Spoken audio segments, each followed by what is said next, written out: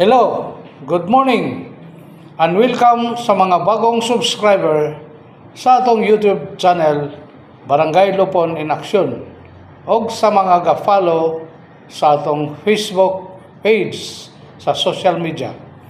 Ang atong topic for discussion karon nga episode mao ang Certificate to File Action kon CFA.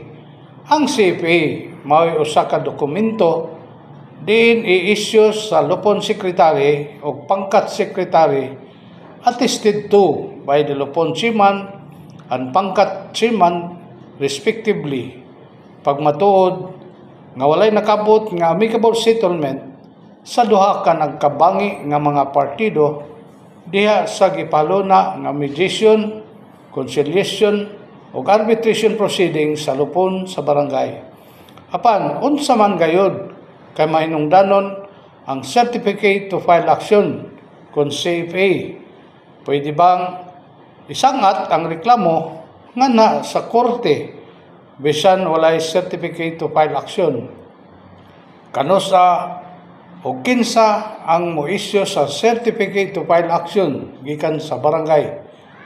Unsa og pila ka klase ang Certificate to File Action pinasubay sa DILG Implementing Guidelines? Pila ka adlaw ang validity sa CFA?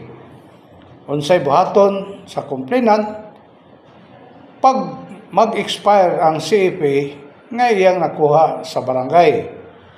Kini nga mga pangutana ang atong hatagan sa pagtagad ning atong short video presentation.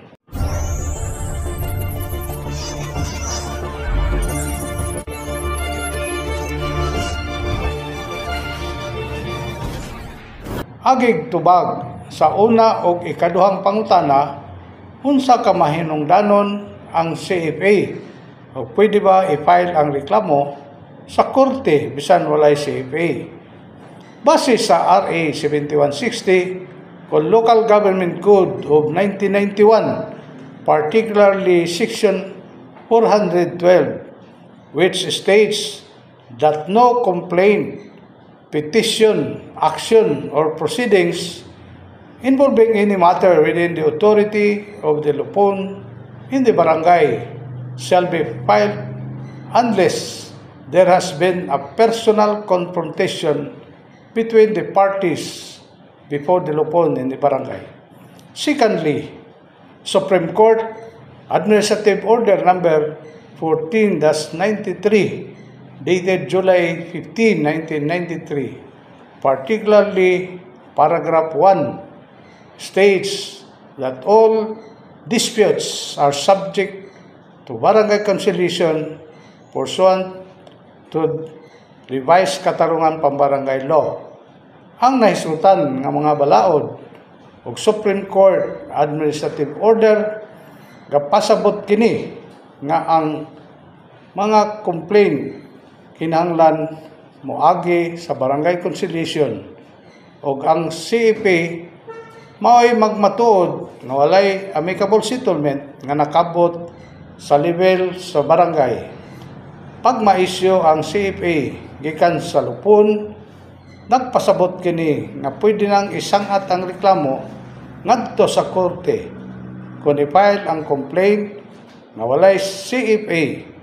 Pwedeng ma-dismiss ang kaso tungod kay ang CFA is a precondition o requirement in filing a case in court.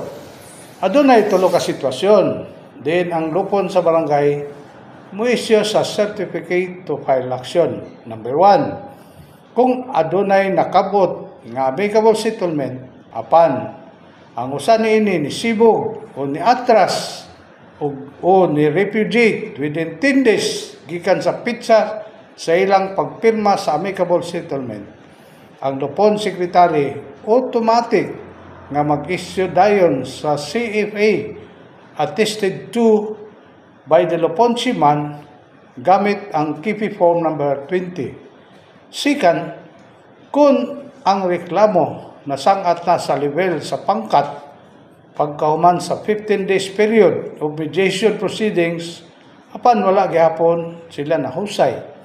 mag-issue na dayon ang pangkat secretary sa CFA attested to by the pangkat chairman gamit ang KP form number 20-A.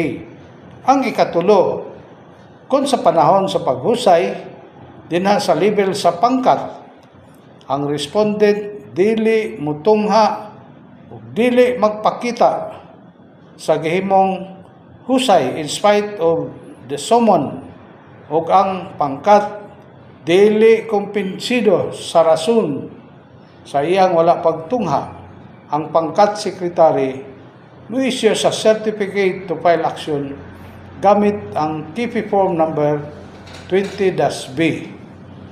Generally, ang CFA is valid only for 30 days. After the expiry period of 30 days, ang complainant mokuha na usab sa bagong CFA sa barangay. Again, kung kamo nakauyon, please like, share, subscribe, and click the notification bell para automatic kamong ma-updated sa atong knowledge learning in Katarungan Pambarangay. Idinausab ang inyong higala, si Kapitan Bert Enriquez Mayon. Daghang salamat and God bless us all.